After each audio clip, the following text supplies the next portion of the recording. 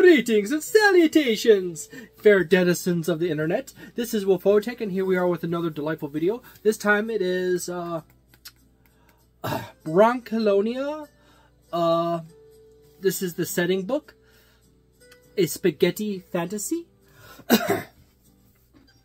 And the reason why I kind of decided to, hey, why don't I just do this now and just jump it in, is because A, it's a neat surprise. It's like people didn't see it come up in the polls on the community tab, so there it is. But also, the studio and the publisher has a new set of books for this up on Kickstarter right now, as of this production of this video. It is the Bestiary and a few others as well.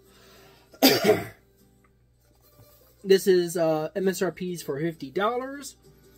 It's a decent overall book for page number. Gotta double check that. The artwork is actually quite nice, actually. It happens to sit around 188 pages. However, what you get in those 188 pages, I'm gonna do more hand gestures in this video, yes. It does work for me, though. You know, I naturally do a lot of hand gestures. But anyways, this is a nice hardcover right here. No no bookmarks or ribbon bookmarks. You notice throughout the book there's little splatters. That's actually intended by the publisher. It is denoted right here in the front of the book that this book is quasi in-world and it's been quote-unquote damaged by some event, which covers a few things. You have a nice little credits page and table of contents. The table of contents is fairly well organized.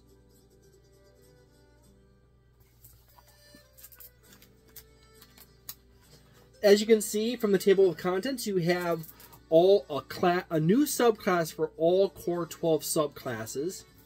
Incidentally, there's a second book, which only has 11 of the core 12. So if you want more subclasses for your classes, hey, there's some good options there. Also, there are some really good options for, there's some neat options for like monk and a few others that you don't get much of.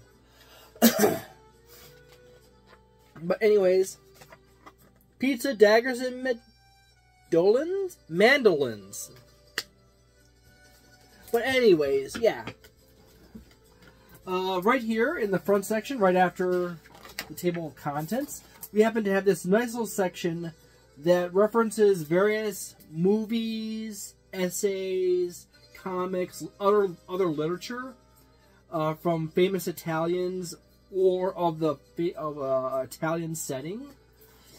This is actually a really, really good idea. It oftentimes gets ignored when you are doing a setting book by many other companies. However, this is a fundamentally awesome idea. I like the fact that they put it in the front of the book instead of in the back of the book. It's a single page.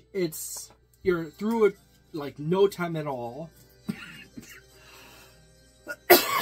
Respiratory damage.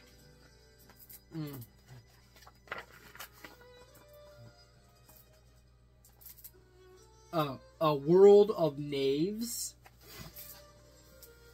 I do overall like the spacing in the book. The art style is actually quite simple throughout the book, as you can see here.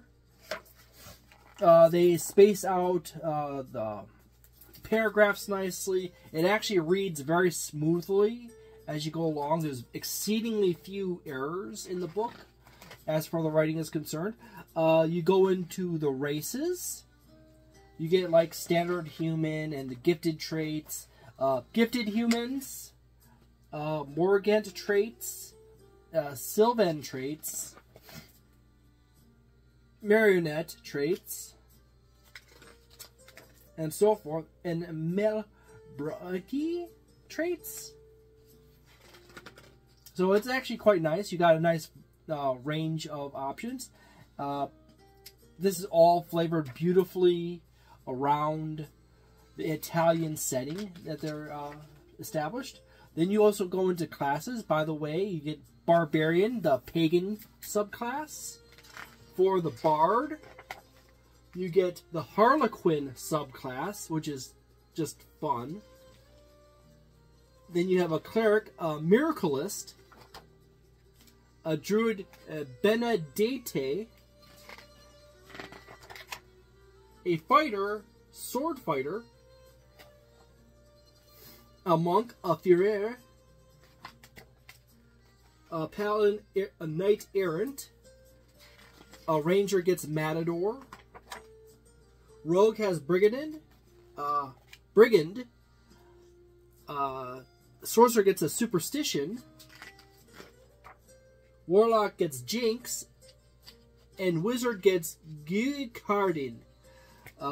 Cannot pronounce Italian names very well. And then you also get a nice little section of backgrounds, like Ambulant, Brawler, Fingler, Fugitive, Rover, and Tough. As well as you get a nice selection of new feats, like Ancient Culinary Art, because Italians are known for their wonderful cooking. Apothecary, because, you know, they're knowledgeable in potions and such. Exceedingly Gifted, Forest Champion, Jibber Jabber, which Italians are very good at talking, you know, giving you deals that you cannot refuse. Knave's Prodigy, Mellow Nostalgia, Patch Up, Plaguer's Heritage, Peasant's Soul, Seasoned Wood, Shield Dance, Stars, Stables, and Child, Thronance, and Viper Wolf Blood. Incidentally, Viper Wolf Blood references a monster you get later on in the book. This book has a nice variety of everything for players so far. So, yeah, this is for a setting book. You have, there's a subclass, there's a background, there's a race, there's feats.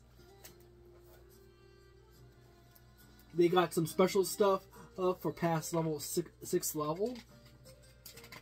You got a section on tavern fights and empty saddlebags. Setting rules, companies and bounty brothers, and so forth. Doing favors with people,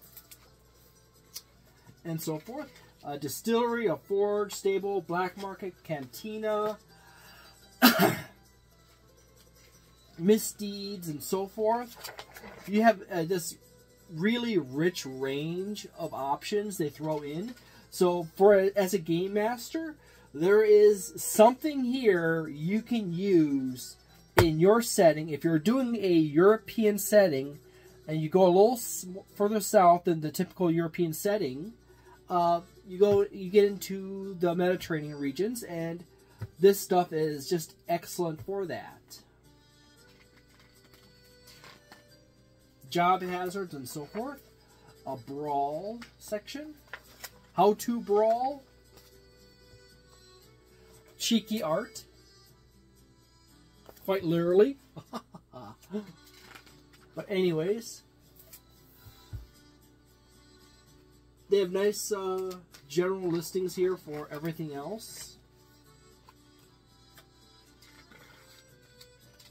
Some fun side games like Poppycock and Barrel Beating that you can play with your players during your game. So your players can be playing a game in a game, you know. A section on rivalries. Money and equipment section. You get a nice selection of Italian, Renaissance, and medieval items and rules in this book as well. As well as some magic items as well. So right off the bat, we have a really nice selection of features for players, one after another, races, backgrounds, subclasses, everything, even feats. You even get some spells in here. There's actually a section of spells. You get some magic items, so the game master can throw out some magic items to your players. You get some new equipment, standard equipment. You get a nice little section on memorabilia in here as well, and so forth. A section on spaghetti fantasy. So now we're getting more into the setting. You also have those other rules for various events and situations and tavern brawls and so forth. You got some really nice random tables in here. Some people really love the random tables and their fantasy set for their TTRPGs. It's really old school in flavor in some ways. Back and forth. Keep in mind that there's occasionally splatters. If you notice when I flip through the book, you'll see a splatter here and there. There's some interesting stuff that comes up on that. I'm actually coming up on one of those situations right now. This is going through all the various locations in the setting. Noteworthy individuals. But then we get to...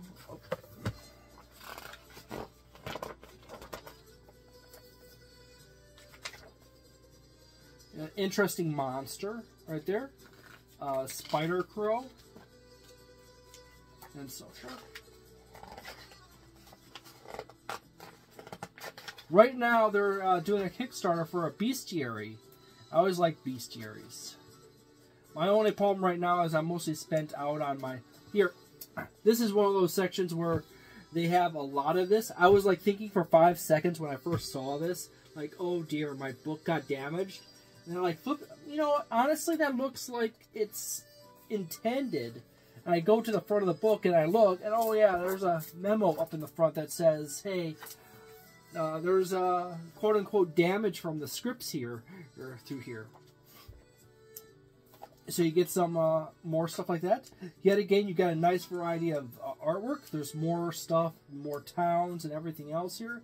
You get some, you get a little adventure here. So when you are wanting to play in this setting, you get a nice little set off right here going in. Skip through it. There is some decent maps throughout here. There's some random tables. Some interesting foes you clash up against. I'm actually just skipping through it because I don't want to ruin it for anyone. This is the end now, which is the air quotes question mark the end. You get some new monsters in here, as I said before. Even the game master gets a nice little mix of monsters. You get a new snake person, a dog with multiple legs, or a wolf. That's basically something like 5-second brain fart. Something like a bihar. You basically got a hag here. Really meaty stat block on that one. You get a Begat. Ancient Begat. That's basically a terrestrial dragon. A confined. Interestingly enough, they actually have malevolence levels here. And magnitude, so it actually gets stronger or weaker. Lair of the Confined. A cat snake, a Fruiconus. A Malicata. A Nugrant. A Sleech, which is basically a giant leech.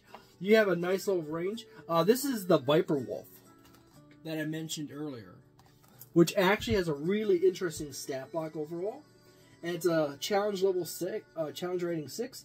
And quite frankly, I do feel that this creature is definitely worth its challenge rating, as it has the wakeful capability as well as reactive.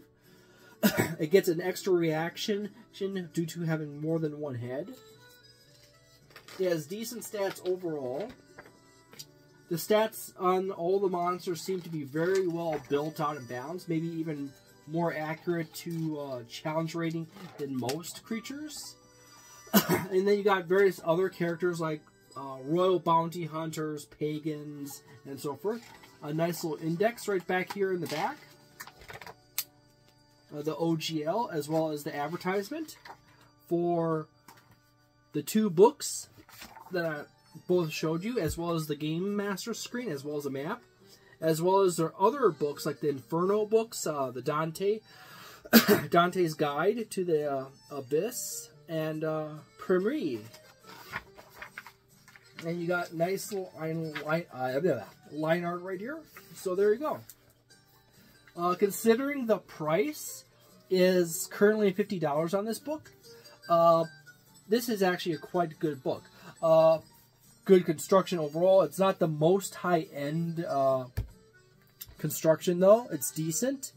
It's not top-notch, but it's also just above bottom. It's a hardcover. It's not the super cheap cover either. So they have decent cardboard in it.